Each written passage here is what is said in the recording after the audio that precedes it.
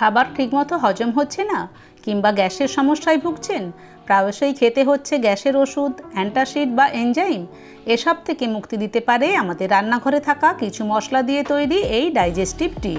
আমরা হয়তো অনেকেই জানি না যে গ্যাসের ওষুধ দীর্ঘদিন ধরে খাওয়া আমাদের শরীরের জন্য মারাত্মক ক্ষতিকর।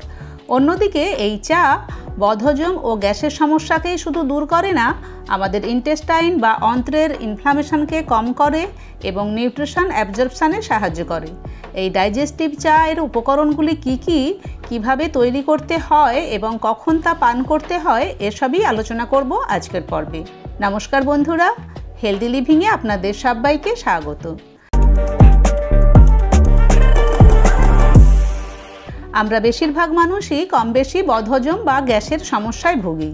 এই বদহজম ও গ্যাস হওয়ার কারণগুলি হলো খাবার ভালো করে না চিবিয়ে অর্থাৎ তাড়াতাড়ি করে খেয়ে ফেলা, সময় মতো খাবার না খাওয়া, খেতে খেতে টিভি বা মোবাইল দেখা অর্থাৎ অন্যমনস্কভাবে খাবার খাওয়া, খাবার খাওয়ার সময় বেশি মাত্রায় তরল অর্থাৎ জুস বা জল পান করা, অতিরিক্ত তেল মশলাদার কিংবা জাঙ্ক ফুড খাওয়া, রান্না করা খাবারের সাথে বা তার পরপরই ফল খাওয়া, ভালো ঘুম না হওয়া এবং ইন্টেস্টাইনে গুড ব্যাকটেরিয়াদের সংখ্যা কমে যাওয়া এবং ব্যাড ব্যাকটেরিয়াদের সংখ্যা বেড়ে যাওয়া।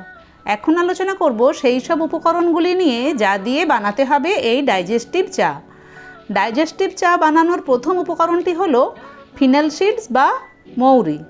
মৌরি আমাদের স্টমাকে গ্যাস্ট্রিক জুস এবং ডাইজেস্টিভ এনজাইম প্রডিউস করতে সাহায্য করে এবং মৌরিতে থাকা এসেনশিয়াল অয়েল আমাদের ডাইজেস্টিভ ট্র্যাক্টের ইনফ্লামেশনকে কম করে এবং মাসেলকে রিল্যাক্স করে, ফলে আমাদের হজম ভালো হয় এবং গ্যাস ও কনস্টিপেশনের হাত থেকেও মুক্তি পাওয়া যায়। 2 নম্বরটি হলো কিউমিন সিডস বা জিরা। জিরা আমাদের স্টমাকে এনজাইম প্রোডাকশানকে স্টিমুলেট করে, যার ফলে এনজাইম বেশি সিক্রেশন হয় যা খাবারকে তাড়াতাড়ি হজম হতে সাহায্য করে। তাছাড়াও জিরা আমাদের লিভারে বাইল প্রোডাকশানকে বাড়াতে সাহায্য করে। এই বাইল আমাদের খাবারে থাকা ফ্যাটকে হজম করতে সাহায্য করে। জিরা কার্মিনেটিভের কাজও করে, ফলে খাবার হজম হয় এবং গ্যাস বাইরে বেরিয়ে যায়। 3 নম্বরটি হলো আজওয়াইন বা জোয়ান। জোয়ানে থাকা থাইমল নামক অ্যাক্টিভ কম্পাউন্ড আমাদের স্টমাকে এনজাইম সিক্রেশনকে বাড়াতে সাহায্য করে, ফলে আমাদের হজম শক্তি বৃদ্ধি পায়। জোয়ান আমাদের স্টমাক অ্যাসিডকে ব্যালেন্সে রাখতে সাহায্য করে, ফলে অ্যাসিডিটি হতে বাধা দেয়। জোয়ানের কার্মিনেটিভ প্রপার্টি আমাদের ইন্টেস্টিনাল মাসলকে রিল্যাক্স করে, ফলে গ্যাস বাইরে বেরিয়ে যায় এবং আমাদের গ্যাসজনিত অস্বস্তি কম হয়। 4 নম্বর উপকরণটি হলো জিঞ্জার রুট বা আদা। হাজার হাজার বছর ধরে আদা হার্বাল মেডিসিন হিসেবে ব্যবহৃত হয়ে আসছে।